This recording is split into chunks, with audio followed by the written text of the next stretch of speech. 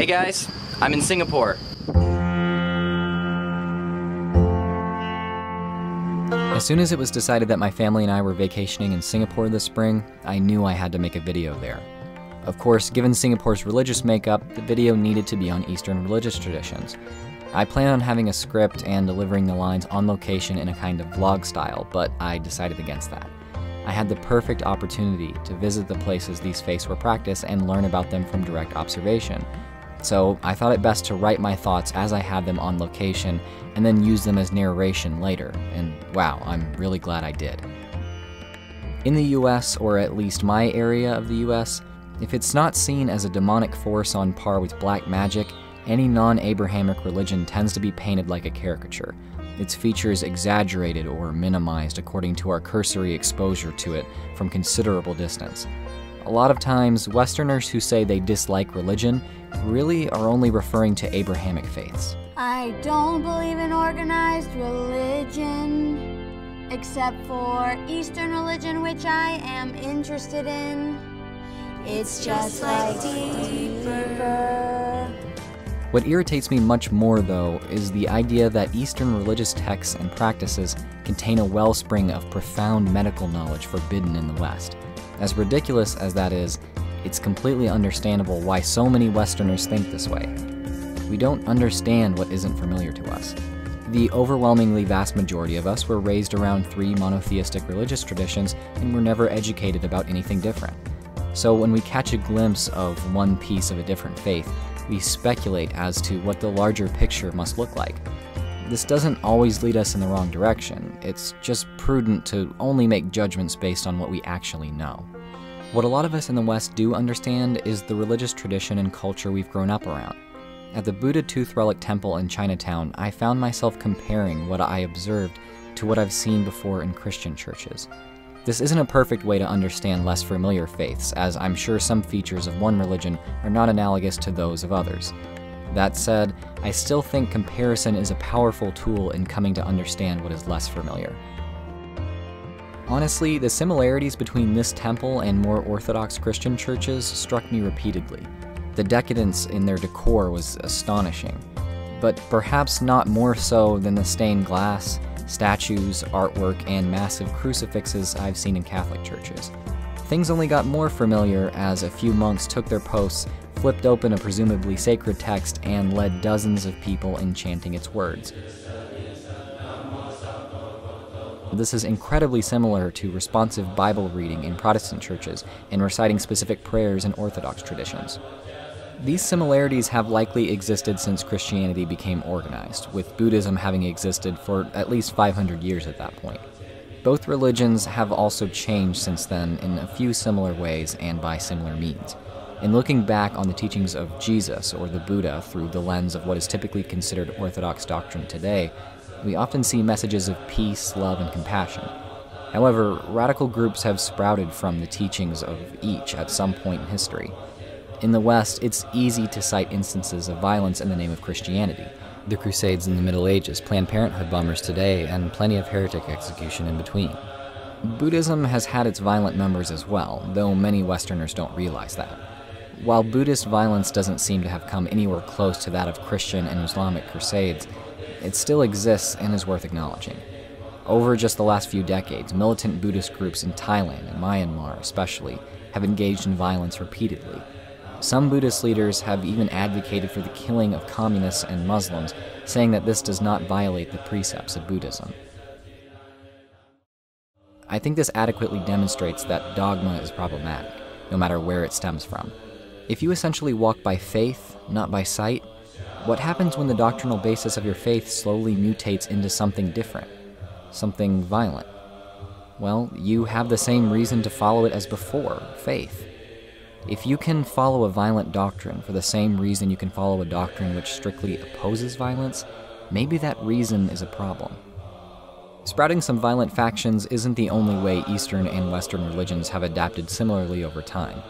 I don't know why it surprised me, but the temple I visited had a PA system.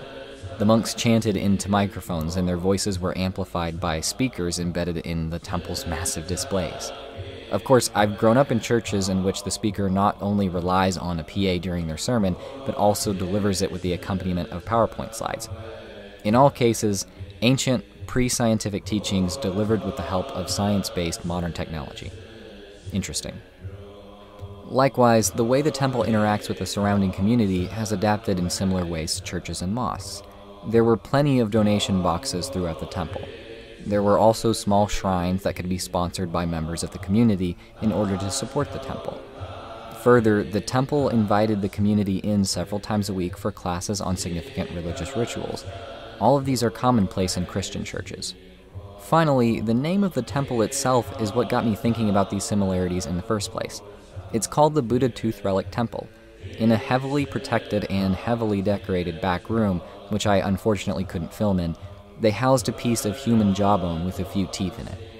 This relic has great spiritual significance to those who visit it. While in that room, I noticed several people bowing down and saying prayers in front of it.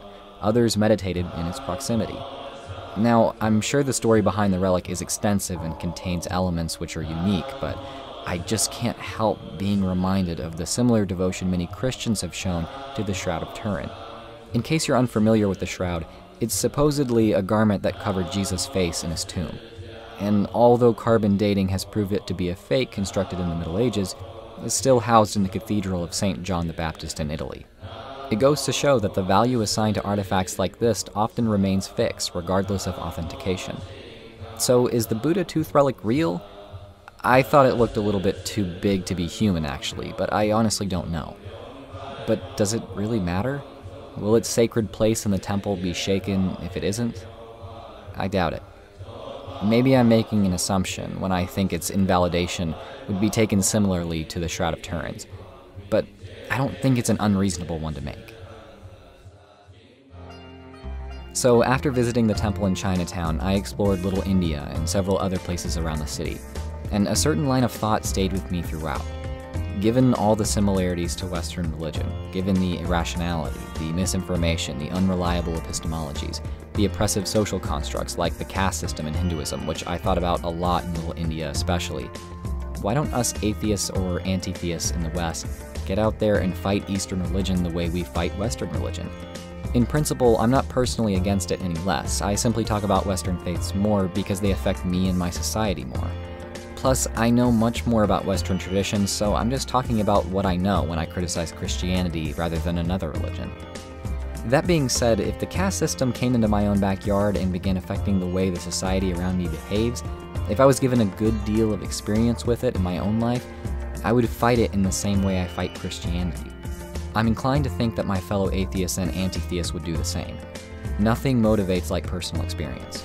Of course, it's also worth mentioning that Western religion has a demonstrably greater influence in, well, the West, so it's only reasonable that those of us so inclined fight the greatest forces for religious oppression we see around us.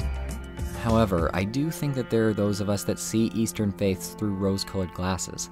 We see it from afar, and from there we see beautiful artwork, songs, rituals, a rich lore with infinite layers of encoded symbolism, and practices that bring people together. We see the grass being greener on the other side. A faith we're mostly unfamiliar with puts its best foot forward, like most religions try to do, and that's what we see. We don't know its unpleasant secrets. We haven't been there to see it when the novelty wears off.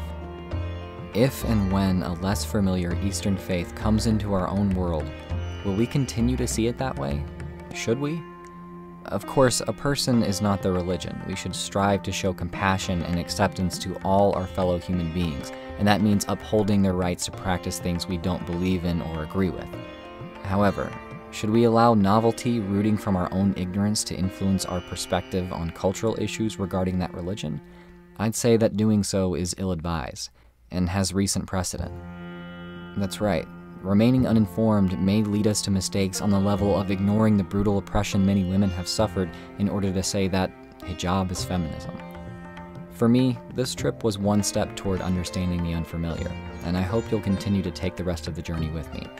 Let's not ignore what we don't want to see, the beauty others see in traditions we're familiar with and despise, the seedy underbelly of those we're only presented the best parts of, and everything in between.